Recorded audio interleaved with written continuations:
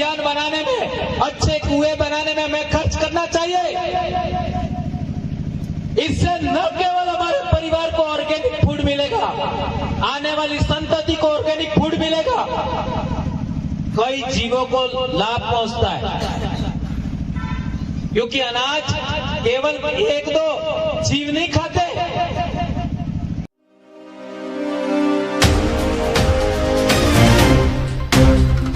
सीखो, बदल जाओ वक्त के साथ या फिर वक्त बदलना सीखो, मजबूरियों को मत कोसो, हर हाल में चलना सीखो।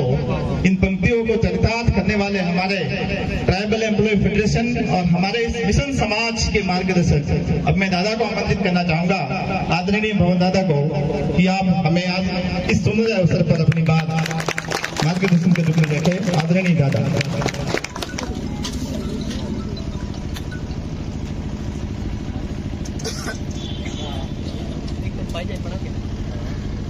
जूम कर लेंगे। जय जोहार साथियों, आज बांसवाड़ा जिले में ट्राइबल एम्प्लॉयज फेडरेशन का हमारा राज्य स्तरीय अधिवेशन हो रहा है। उसमें आप सब पधारे और समाज के बारे में, हमारी शिक्षा, स्वास्थ्य, जैव विविधता, हमारे हक अधिकार और हमारे समाज के अस्तित्व पर जो समस्याएं आ रही है, उन सब को ध्यान में रखते हुए आपने अपनी बात रखा। और यही एक अवसर है जहां पर हम लोग हमारे समाज के बारे में और हमारे समाज की जो परिस्थितियां हैं वर्तमान में, उनके बारे में हम लोग एक निर्णय लेने का प्रयास करते हैं। उस प्रयास की कड़ी में आज आप लोगों ने बांसवाड़ा के सभी भाइयों को धन्यवाद अर्पित करना चाहिए कि उन्होंने इतना बड़ा व्यवस्था किया और इतना बड़ा हमारा कार्यक्रम हुआ।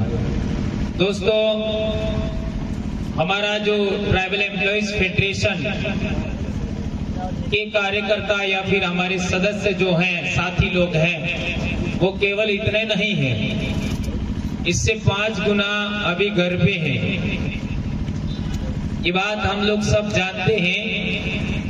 समय और कई सारी बातें ऐसी हैं कि हम लोग सारे लोग समय नहीं दे पाते हैं, और कई भाई थोड़ा सा अंदर से जो डर होता है उसको निकाल नहीं पाए।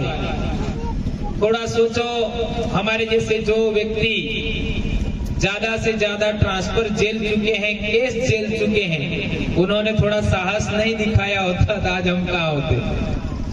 तो साहस करना पड़ेगा, अपने अंदर से डर निकालना पड़ेगा, तो हम लोग बहुत अच्छा काम कर सकते हैं। जैसा कि हमारे भाई रंग जी ने कैलेंडर के बारे में बताया था, उस कैलेंडर में आप लोग केवल ये तारीख के लिए कैलेंडर नहीं है, इसके पीछे जो लिखा हुआ है हमारे समाज के इतिहास के बारे में, उसको आप लोग पढ़िएगा। इसको संकलन करने में बहुत बड़ा समय लगा है, और हम हमारे आसपास में जितने इंडिजिनस प्लांट्स हैं, पेड़ पौधे हैं, ट्रीज हैं, फ्रूट्स हैं, उनके बारे में भी, उनके कब फूल आते हैं हमको आइडिया नहीं होगा, क्योंकि ये चीजें हमको कभी पढ़ाई नहीं गई। जब पढ़ाई नहीं गई या हमारे सिलेबस में नहीं आती है तो हमको इतना नॉलेज नहीं होता है। तो उसके बारे में भी बहुत सारी चीजें आप पढ़ सकते हैं।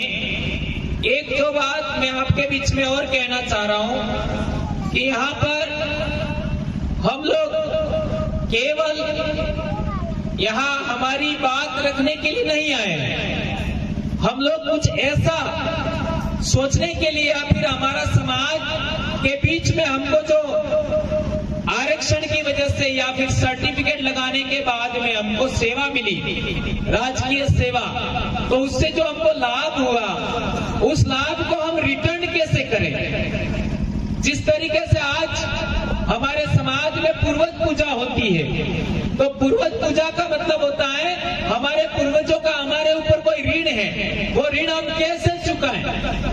जैसे हमारा कहीं पर खेत बना या हमारा मकान बना या कई पेड़ पौधे लगाए, तो वो हमारे आने वाली जनरेशन के लिए हमारे पूर्वजों ने बनाया।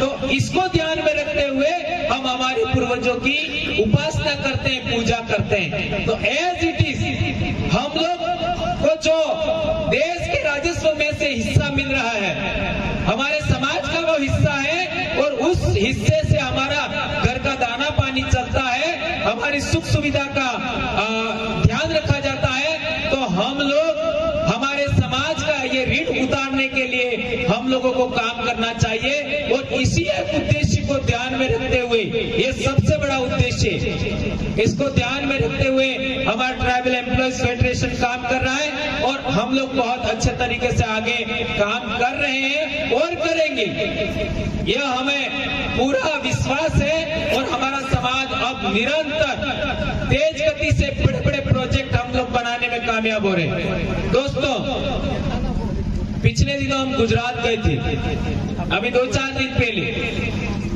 13 तारीख का जो हमारा कार्यक्रम सूरत में था, उसमें पूरे देश भर से लोग आए थे, और वहां हमारे समाज को कैसे स्वावलंबी बनाए, यानी हमारे घर में जितनी जरूरतें हैं, साबुन, मसाले, यहाँ तक कि हर एक प्रकार की चीजें, आपका कपड़ों के बारे में, और ये जो आपका मकान बनाने में जिन चीजों की जरूरत होती है, तमाम प्रकार की चीजें हमारे समाज द्वारा बनाई जा रही है।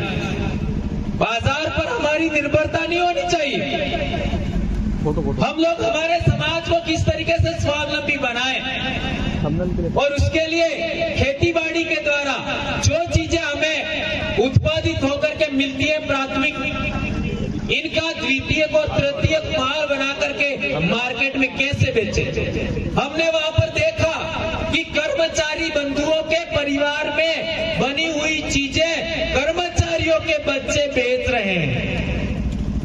ये बहुत बड़ी बात देखी। आज मैं बहुत पहले एक बार मैंने वडोदरा में बोला था, गुजरात में क्या बोला था कि हम हमारे समाज के लिए तो बाद में काम कर रहे हैं, लेकिन हम हमारे खुद के परिवार के लिए पहले काम कर रहे हैं। तो कई लोगों को ऐसा लगा कि यार आपने ऐसा कैसे बोल दिया। इसको मैं 100 उदाहरण समझाना चाहूंगा। आज आप देख लीजिए, हमारे जो मजदूर वर्ग है, किसान वर्ग है, या जिस परिवार में कोई जॉब पे नहीं लगा, सर्विस में नहीं है, उनके बच्चे तैरना जानते हैं, पेड़ पर चढ़ना जानते हैं, नंगे पैर कम से कम 5 किलोमीटर जरूर दौड़ लेंगे, चाहे कितनी भी गर्मी पड़े वो आराम से खुले में रह लेंगे, कितनी भी सर्दी हो, उनके स्वेटर नहीं हो, आप लोग स्कूल में बच्चों को देखते ही हो, बनियान तक नहीं होता है, वो रह लेंगे। कितनी भी बरसात है, खेत में वो रोप लेंगे खुशी खुशी। थोड़ा सा यही बात हमारे खुद के बच्चों पर आजमा के देख लेंगे, क्या हालत है। आप लोगों को स्वतः एहसास हो जाएगा कि हमने सुविधा दे करके हमारे बच्चों को कमजोर बनाया। हमें हमारे समाज के बच्चों को हमारे समाज के अनुकूल बनाना है। जिस तरीके से हमारे समाज का बच्चा फाइटिंग स्पिरिट रखता है, वही फाइटिंग स्पिरिट हमारे बच्चों की भी होनी चाहिए। हमारे बच्चों को भी तैरना आना चाहिए, हमारे बच्चों को भी पेड़ पर चढ़ने की स्किल होनी चाहिए। हर 15 दिन में एक फल आता है, हर 15 दिन में, और वो फल क्या हम हमारे बच्चों को खिला रहे? हमारे समाज के अंदर कई सारे धन धान्य पैदा होते हैं, हमारे खेतों के अंदर, हमारे एरिया में, क्या हमने वो सारे धन धान्य या सब्जियां भाजियां हमारे बच्चों को खिलाई? यदि नहीं खिलाई है तो हमारा समाज का जिस तरीके से पहले शारीरिक स्वास्थ्य मजबूत होता था, हम लोग देखने में जरूर कमजोर थे, लेकिन हमारा उम्र कितनी हुआ करती थी सोच लीजिए।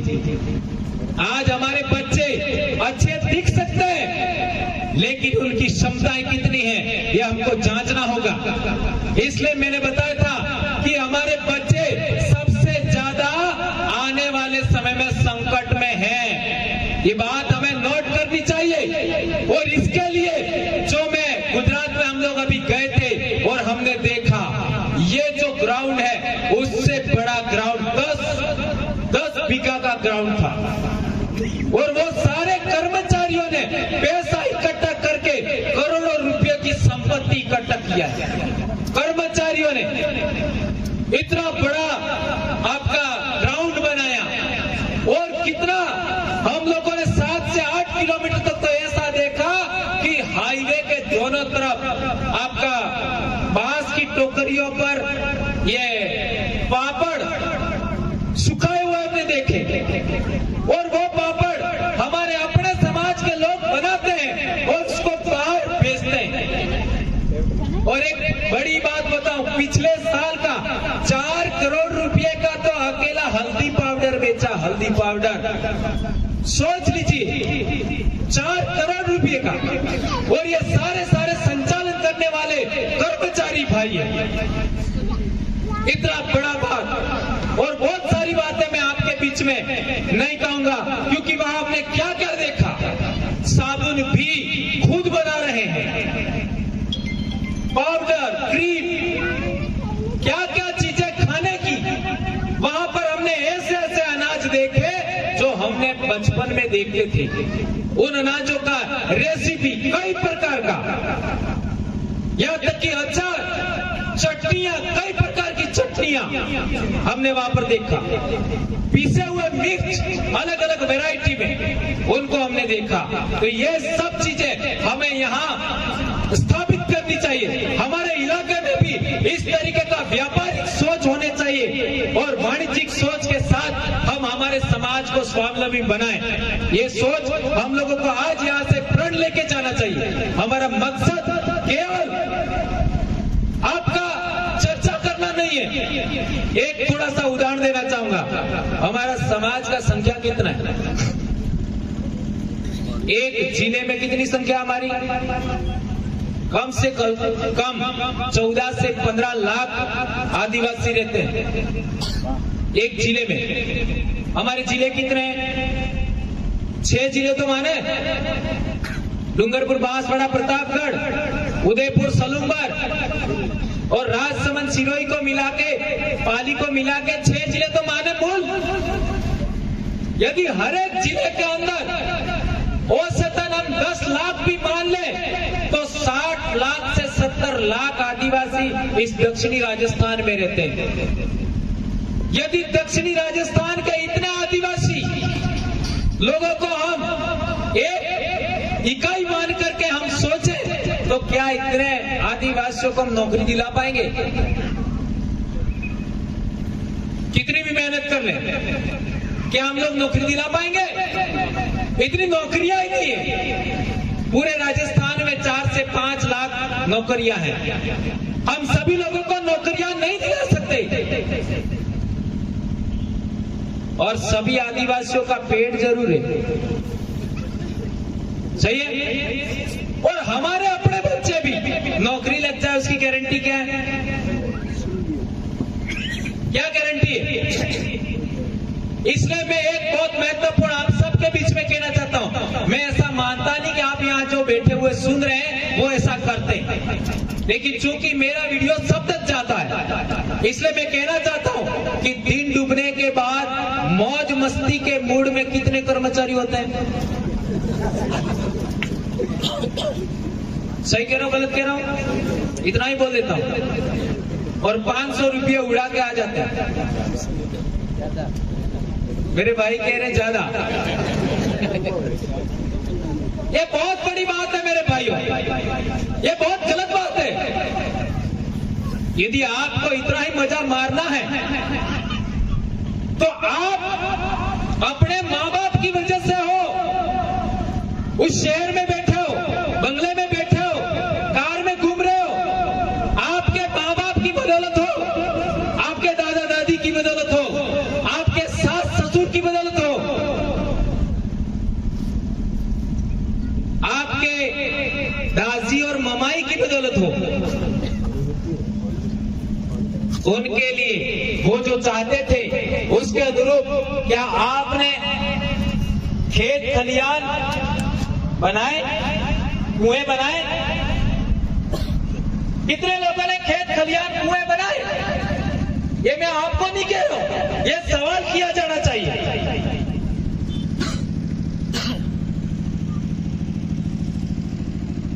हमारे पैसे का सदुपयोग अच्छी खेती बाड़ी विकसित करने में, अच्छे खेत खलियान बनाने में, अच्छे कुएं बनाने में हमें खर्च करना चाहिए।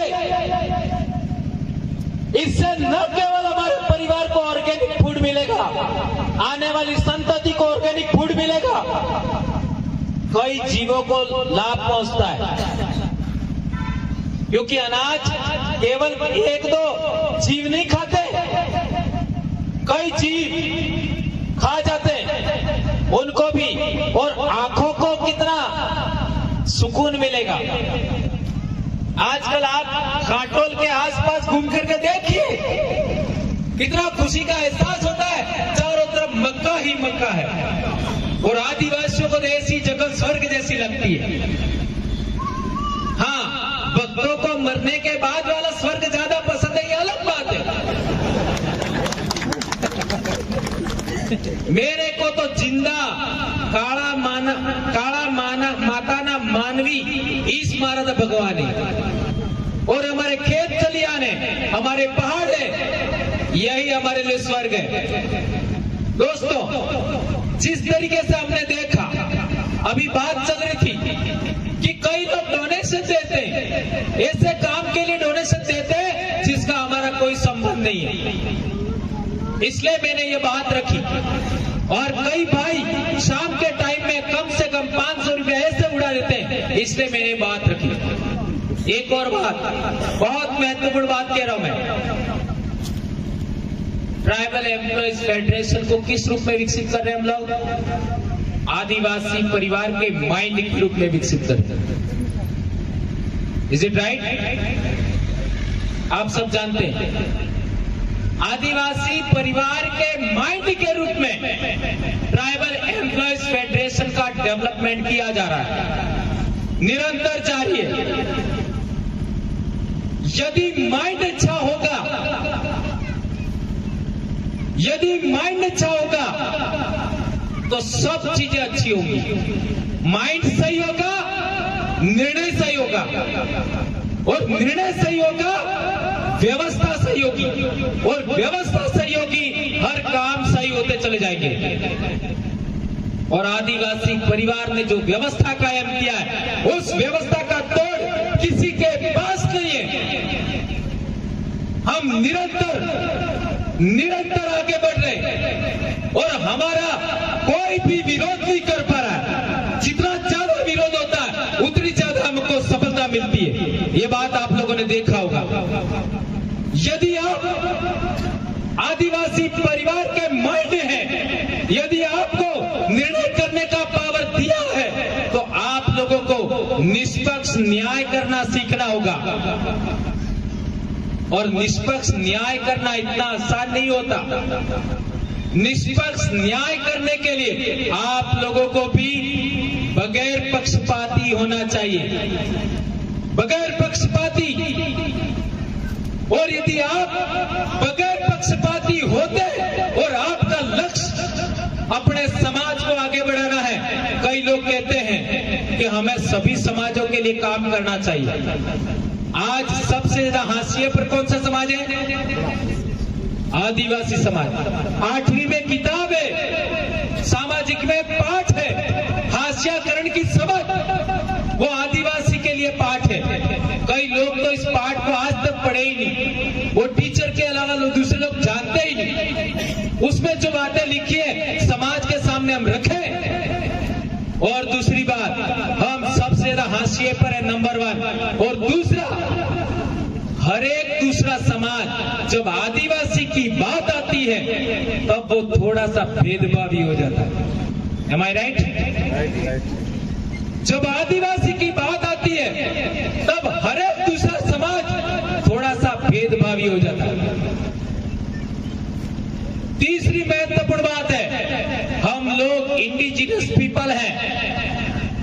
इंडिजिनस यानी हमारे पूर्वज लाखों पीढ़ियों पहले यहीं पैदा हुए, इसी मिट्टी के हैं हम। जिस तरीके से महुआ यहाँ पैदा होता है, सागवान यहाँ पैदा होता है, इस तरीके के जो यहाँ इंडिजिनस प्लांट्स हैं, इंडिजिनस ट्रीज है, इस तरीके से इंसानों में हम लोग यहाँ इंडिजिनस है। और अगली बड़ी बात है कि हमारे पूर्वज थोड़ा समय पहले 500 साल पहले हमारे पूर्वज राजा थे। 1530 तक तो बांसवाड़ा में हमारा राजा था। उस समय मुगल लोग आए थे। जब मुगल लोग भारत में आ चुके थे तब बांसवाड़ा में हमारा भील राजा था, और कुशलगढ़ का राजा तो और बात तक था। जब हमारे पूर्वज राजा हुआ करते थे तब ये समतल जमीन किसके पास थी? किसके पास थी? हमारे पास। और आज हमारे पास क्या है? पहाड़ और जंगल।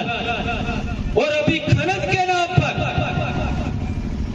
वन के नाम पर हमारे समाज से पहाड़ भी छीने जा रहे हैं। और तो और सुप्रीम कोर्ट के जजमेंट होने के बावजूद, संविधान होने के बावजूद, 5वीं अनुसूची होने के बावजूद आदिवासियों को तो जंगल से बाहर किया जाता है और उद्योगपतियों को जंगल अलॉट किए जा रहे हैं।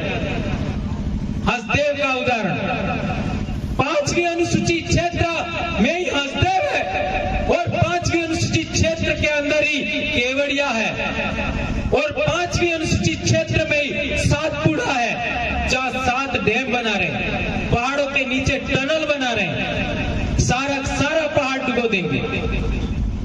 और वो माउंट आबू से भी बेहतरीन सुंदर इलाका है, वहां बेहतरीन क्लास के आम पैदा होते हैं, जिसका आमचूर दूसरे देशों में जाता है। और केवड़िया में तो हमारा आदिवासियों का पूजा स्थल था, उसको हटा करके सरदार पटेल का स्टेचू खड़ा कर दिया। और इतना बड़े जंगल हसदेव का, आपका यूं ऊंचा देखोगे तो आपका टोपी गिर जाएगा, इतना ऊंचे पहाड़ से जंगल ऊंचे ऊंचे। आप इसका पत्ती काटने से एक बार सोच विचार करेंगे, वो रातों रात गिरा दी। और वो भी कब? चुनाव हुआ, अभी सरकार बनी नहीं, और न जाने बैक डेट में या फिर क्या ऑर्डर निकाले और सरकार बनने से पहले रातों रात काट डाले पुलिस लगा कर। क्या हो रहा है? ये जो परिस्थितियां दूसरे इलाकों में हो रही है, ये आने वाले समय में हमारे इलाके में होने वाली है। और आप लोगों को मालूम ही होगा, गोल्ड माइन का नीलामी हो रहा है जगपुरा में, भूखिया में। सही कह रहे हो, गलत कह रहे हो? तो आने वाले समय में क्या होगा? ये पालोदा और ये आपका तरताई माता के आसपास एरिया में देख लीजिए, जो माइनिंग चल रही है मार्बल की, वहां का एरिया किस तरीके लोगों ने बना दिया। सुंदर इलाका एक किस तरीके से उन लोगों ने उजाड़ सा बना दिया है, मार्बल स्लरी के पहाड़ खड़े कर दिए। क्या होगा आने वाले समय में? इसलिए मेरे भाइयों, हमें हर तरीके की बातें जो हमारे दिमाग से या हमारी सोच से विरोधाभासी लगती है, या हमारा कहने का मतलब किसी तरीके का विरोध भी है, नाराजगी भी है, तो भी हमें आदिवासी परिवार और ट्राइबल एम्प्लॉयज फेडरेशन को निस्वार्थ भाव से हमें आगे आकर के काम करना होगा, बगैर किसी स्वार्थ के। और आप लोगों से मैं आग्रह करूंगा कि आप लोग बगैर स्वार्थ के समाज के लिए काम करेंगे। रही बात नौकरी की, नौकरी जाने वाली नहीं है, ट्रांसफर भी अब ज्यादा होने वाले नहीं है, क्योंकि लोगों को मालूम है, सरकार को जितना ज्यादा ट्रांसफर करेंगे ये लोग उतने ज्यादा मजबूत हो रहे हैं, पता उनको। और आज की तारीख में तो ऑन रिकॉर्डेड 10.5 लाख लोग आपके साथ में, ऑन रिकॉर्डेड। ये लोकतंत्र में सरकारें इसको देखती है, इनके फॉलोअर कितने सब पता उनको, और हम कितना बेहतरीन काम कर रहे हैं वो भी उनको पता है, लेकिन पेट उनके साथ भी जुड़ा हुआ है, उनके साथ भी पेट जुड़ा हुआ है, और वो लोग श्रम नहीं करने वाले लोग हैं और हम लोग श्रम करने वाले लोग हैं, और श्रम नहीं करने वाले लोग हैं वो श्रम करने वाले लोगों पर निर्भर होते हैं। ये बात ध्यान रखनी होगी। जिस तरीके से मांसाहारी जीव शाकाहारी जीवों के बगैर जिंदा नहीं रह सकते, उस तरीके से श्रम करने वाले लोगों के बगैर श्रम नहीं करने वाले लोग जिंदा नहीं रह सकते। इसलिए आप लोगों को देखा होगा, आप लोगों ने, कि हम खेतों के बगैर नहीं रह सकते, हम जंगल के बगैर नहीं रह सकते, हम पहाड़ के बगैर नहीं रह सकते। वैसे वो लोग दुकानें के बगैर नहीं रह सकते, वे लोग उद्योग धंधों के बगैर नहीं रह सकते, और कई ऐसे लोग हैं जो मंदिरों के बगैर नहीं रह सकते, क्योंकि उनका रोजगार का मामला है। हम क्यों मरे जा रहे हैं? हम क्यों मरे जा रहे हैं? अरे भैया गारंटी है,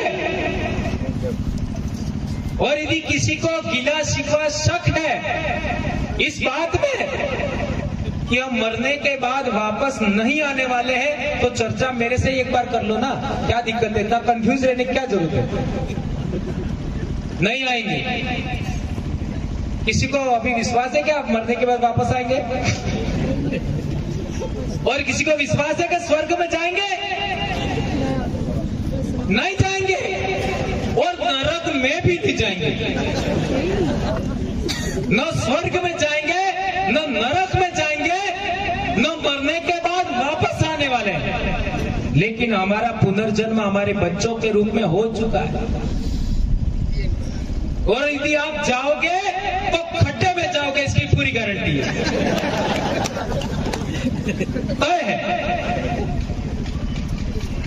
बराबर? और खड्डे में नहीं जाओगे तो बेड़ेश्वर जरूर जाओगे, और बेड़ेश्वर में जाने के बाद अरब सागर में जाना ही है, वो ही लास्ट में ठिकाना है, क्योंकि माही नदी अरब सागर में ही जाती है। ये सच है।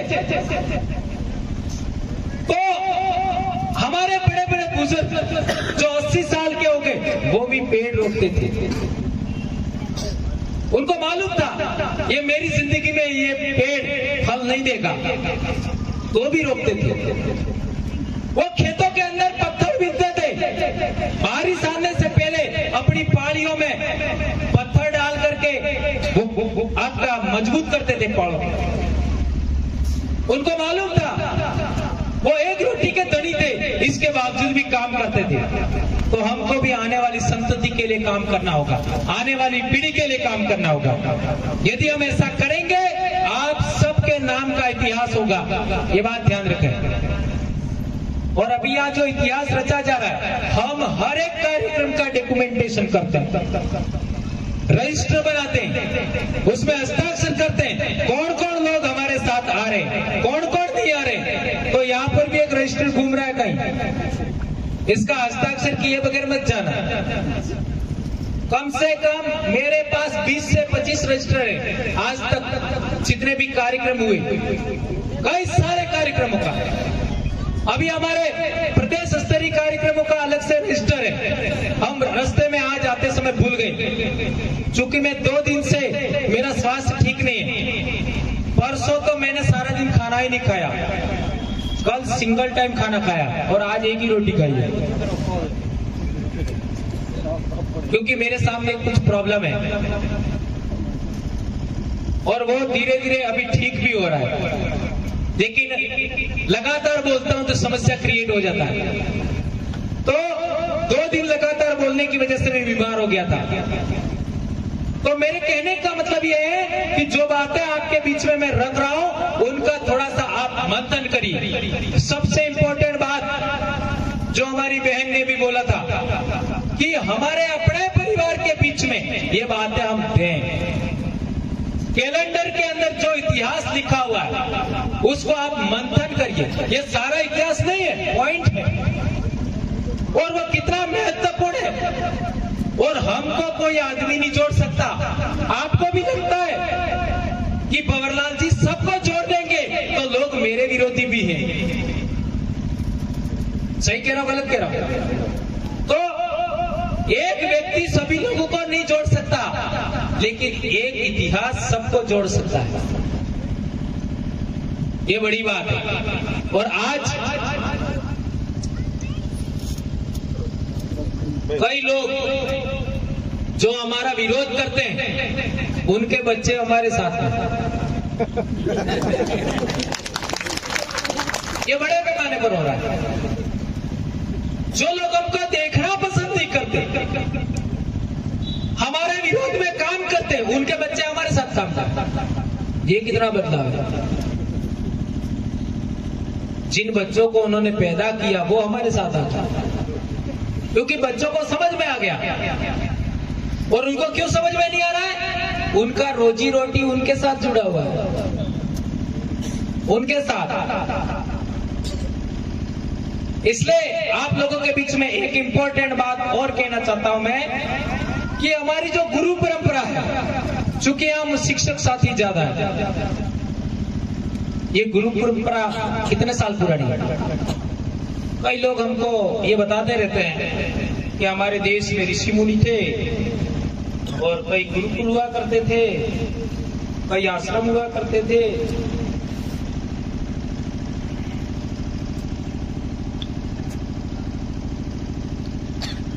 कितने गुरुकुल का नाम पता आपको? बहुत बड़ी बात, आप लोगों को सवाल करना चाहिए कहीं भी हम ट्रेनिंग में जाए। कितने गुरुकुल की बात जानते हैं हम? मुश्किल से 10, मुश्किल से 10। और खंगाल करके देख लो। एक तो बड़ी समस्या ये है कि हमने वो किताबें पढ़ी नहीं। यदि पढ़ते हैं तो उसमें बहुत गंभीर बातें लिखी हैं, गंभीर बातें। और यदि आपको पढ़ना ही नहीं है ना, रात को बिस्तर के अंदर सोना है, सोते सोते सुनना है, तो साइंस जर्नी नाम का चैनल है यूट्यूब पर, उसको आप पढ़िए, सुनिए, तो ऐसे ही आप पढ़ लोगे। लेकिन वो बखान करते रहते हैं। क्या बखान करते रहते हैं? हमारे इतने गुरुकुल थे, इतने शिष्य थे, ऐसा था। लेकिन किसी की एक ईंट मिली क्या? एक ईंट मिली किसी गुरुकुल की? सिंधु घाटी सभ्यता की ईंटें मिली, नगर मिले। सिंधु घाटी सभ्यता की ईंटें मिली, नगर मिले, नालियां मिली, रोड मिले, स्नानागार मिले, अन्नागार मिले, ये मालाएं पहने के मणके मिले, अनाज रखने की कोठियां मिली, सब कुछ मिला। वहां लिपि मिली, लिखावट आज तक पढ़ी नहीं गई, आज तक पढ़ी नहीं गई। तो ये जितनी किताबें लिखी हुई है इसके बाद की होगी ना, क्योंकि सिंधु घाटी सभ्यता की लिपि पढ़ी नहीं गई, तो जो लिखी हुई बात है इसके बाद की होगी। ये उनके समझने के लिए बात नहीं कर रहा हूं, आपके समझने के लिए। एक सवाल और, अब वो लोग बताते हैं ये चीजें लिखी हुई है, ये कितना साल पुरानी है, तो क्या बोलते हैं? क्या बोलते हैं? हजारों साल। हजारों साल पर कितने हजारों साल? 5000 साल। 5000 साल, ठीक है। यदि ये बात मान लें कि 5000 साल पहले है, तो सिंधु घाटी सभ्यता कितने साल पुरानी है? 3.5 से 4.5 साल। खारिज हो गया दावा। सिंधु घाटी सभ्यता 2700 BC से है, 2700 BC में 2024 छोड़ दो, 4700 साल, 4700 साल पहले की लिपि पढ़ी नहीं गई, तो ये कितना बड़ा गपोड़ा है?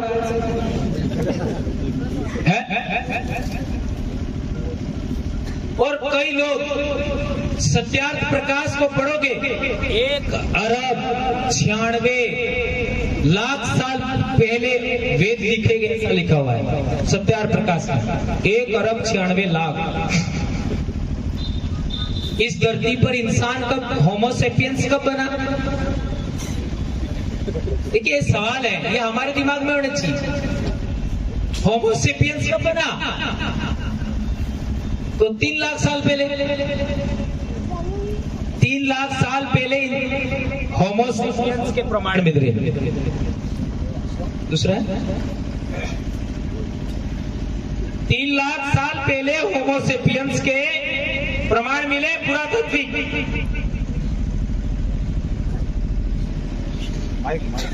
तो वो कितना बड़ा फ्रॉड बात है, कितनी बड़ी फ्रॉड बात है। 1 अरब 96 करोड़ या लाख, ऐसा मेरे को एग्जैक्टली पता नहीं है। 1 अरब 96 करोड़ से ऐसा ठोक मारा, और उसी आदमी को हमारे गोविंद गुरु का गुरु बता दिया।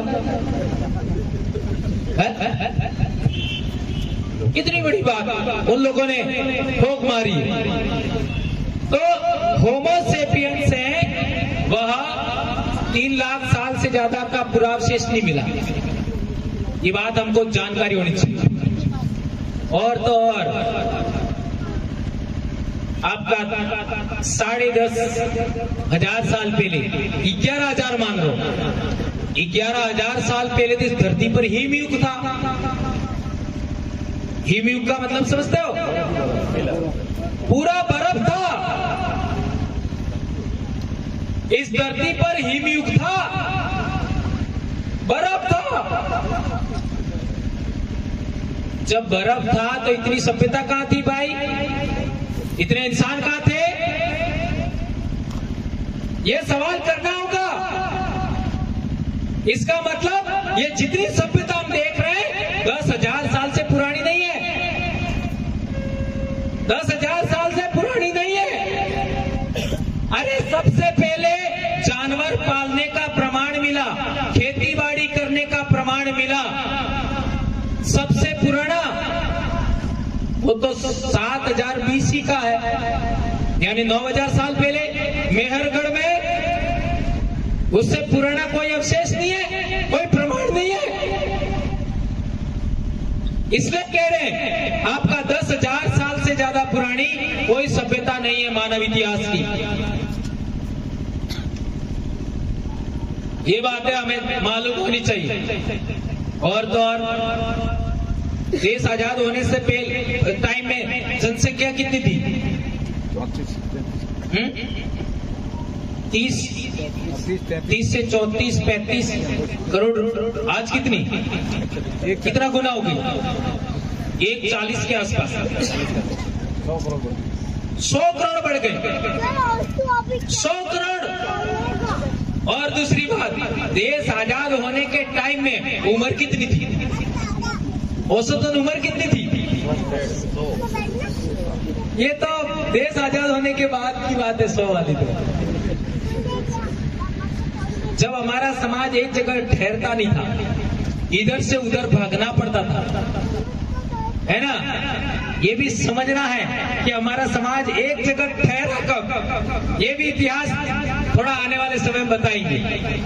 एक जगह से दूसरे जगह पलायन करना पड़ता था आदिवासियों को, इधर से उधर जंगल में। उस टाइम हमारे समाज के लोगों पर आक्रमण भी होते थे। जब आज हमारे गांव पर आक्रमण हो जाए, माना कि लट लेके कोई आ जाए ठोकने के लिए, तो कितने भाग पाएंगे? सोचो, 5%। बाकी या तो गुलाम बन जाएंगे या मारे जाएंगे या हाथ पैर तोड़े जाएंगे। तो कितना बड़ा नरसंहार हुआ होगा, ये भी सोच सकते हो। कितना बड़ा कन्वर्जन हुआ होगा दूसरे समाजों में, दूसरे धर्मों में। ये बात आप समझ सकते हो। औसतन उम्र 40 से 50 थी, औसतन उम्र, इससे ज्यादा नहीं थी। और फिर हॉस्पिटल कहां थे? कोई भी बीमारी हुई सीधे, कोई इलाज नहीं था, कोई इलाज नहीं। और सपनों काल पर जो तारे थे मौका न सोड़ा ने जानवर न हटक न चूरो बनाई बनाई ने बाप दादा जीवता रहे जाम कहीं इन अकालों में कितने मरे होंगे?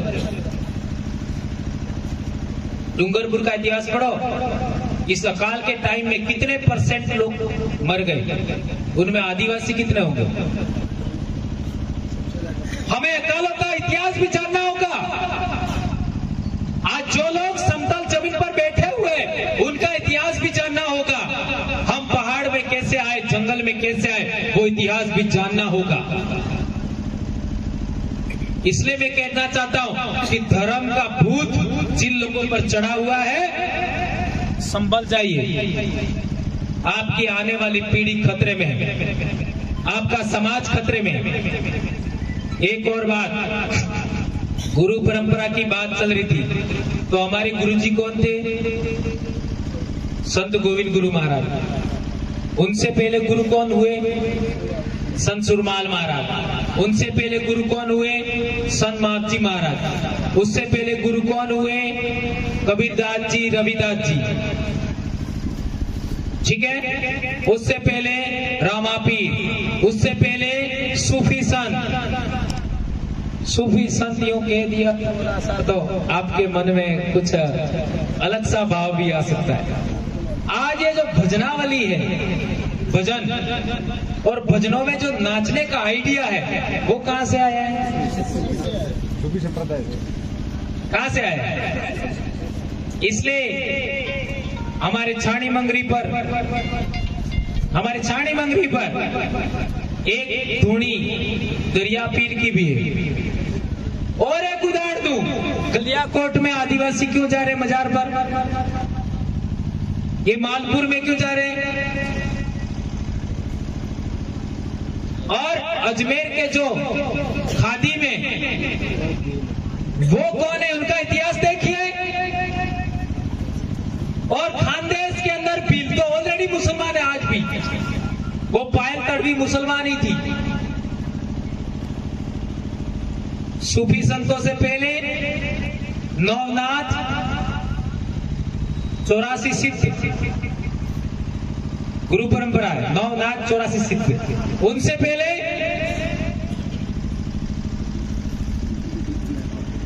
पहले भी परंपरा थी।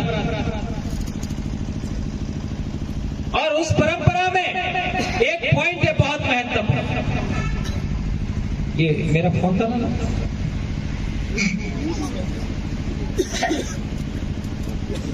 बहुत बड़ी बात, क्योंकि इसका आजकल बहुत सारा गलत व्याख्या हो रहा है, इसलिए मैं बताना चाहता हूं। आज हम लोग बीमार हो जाते हैं, तो बीमार ने આપણે બોલી હો કઈ બીમાર થઈ જાય ને બોલી હો કઈ માદુ પર માદુ ફેર બીજું કહેવાય, કામ નહીં કરે એને માદુ કહે હે હોવાળો હા હોવાળો માદુ કહેવાય। મારે એમ પૂછવું है कि बीमार થઈ જાય એને સ્પેસિફિક એક જ શબ્દ है એવો ભાલો હે કાળેજી થઈ ગયું એમ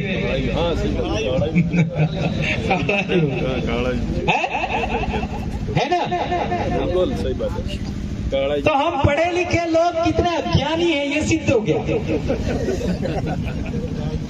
कितना डिस्कनेक्ट हो गए, सही बात है। अब सिमलवाड़ा को हमारे बाप दादे और हम क्या बोलते हैं? हेमरवाड़ा। उन लोगों ने क्या बना दिया? सिमलवाड़ा। हम ह बोलते थे, उन्होंने स कर दिया। सागवाड़ा को हम क्या बोलते हैं? हगवाड़ो। ऊ है, फिर ध्यान रखना पीछे हिमरवाड़ू ऊ, हगवाड़ू ऊ, और यहाँ क्या कर दिया, हगवाड़ू थकी सागवाड़ा, हाबड़ू साबला, बराबर, हड़ुंबर सलुंबर, हा और सा, ये बात भी समझो, ये बात बहुत महत्वपूर्ण है। अब सवाल पैदा होता है कि हिंदी भाषा के अंदर हमारे शब्द मैच क्यों नहीं करते। जब हिंदी भाषा में हमारे शब्द मैच नहीं कर रहे तो संस्कृत भाषा में भी मैच नहीं करेंगे। बकरी को संस्कृत में क्या बोलते हैं? अच्छा, और हमारी बोली में बकरी को क्या बोलते हैं? बुकड़ी। बुकड़ी तो बकरी हर को, बकरी हर को लागे। एक और शब्द है साड़ी, ये न हिंदी मैच था न संस्कृत में मैच था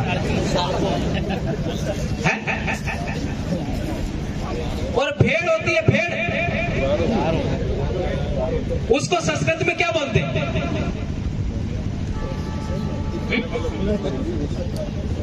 संस्कृत में भेड़ को क्या बोलते हैं? मेष। मेचते फिर घेटलाने कहीं शायद अभी बोलते हैं, अभी। और अपने बोली वो बोले घेटलो ऊ एणाय वहां, बाकरो रोकड़ो,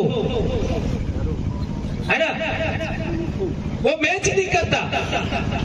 हिंदी भाषा के अंदर तुर्की भाषा के भी शब्द हैं, फारसी भाषा के भी शब्द हैं, अरबी भाषा के भी शब्द हैं, संस्कृत भाषा के भी शब्द हैं और प्राकृत भाषा के भी शब्द हैं। अब सवाल पैदा होता है प्राकृत भाषा होती क्या है? तो आदिवासियों की बोली के अंदर जो भाषा है वो प्राकृत भाषा है। और प्राकृत भाषा में लिखे हुए हमारे देश में बहुत सारी शिलालेख मिले। प्राकृत भाषा में हमारे देश में विश्वविद्यालय हुआ करते थे। अभी तक 70 के आसपास विश्वविद्यालय मिले, उनके पुरातात्विक अवशेष मिले। और आप सब जानते हो आज से 2500 साल पहले तक्षशिला का भी विश्वविद्यालय था। तक्षशिला का 2500 साल पहले। और नालंदा विश्वविद्यालय तो हमारे देश में दिल्ली सल्तनत की स्थापना के बाद में उसको चलाया। 6 महीने तक उसकी लाइब्रेरी चलती रही। 6 मंजिला लाइब्रेरी थी। उसके अंदर 10,000 विद्यार्थी पढ़ते थे, 10,000, और 2,000 शिक्षक पढ़ाते थे।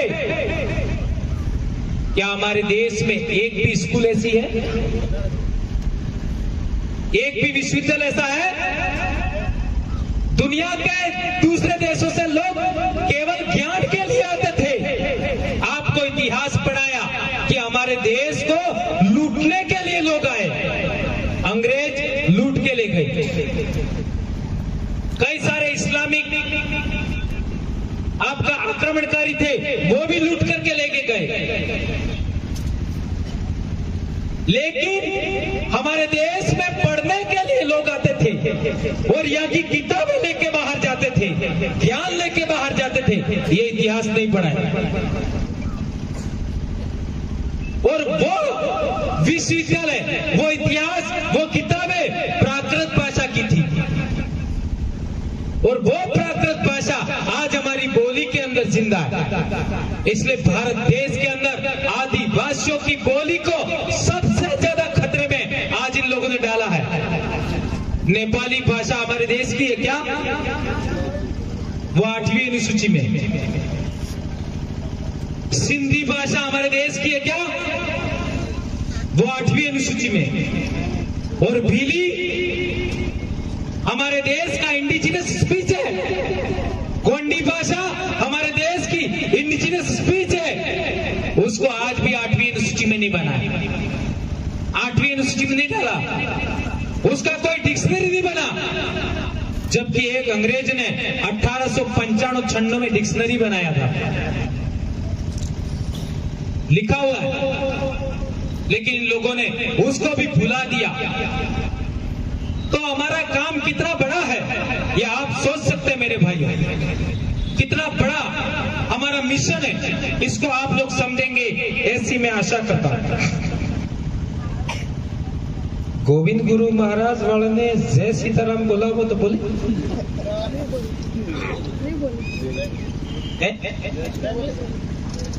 ने संत सुरमाल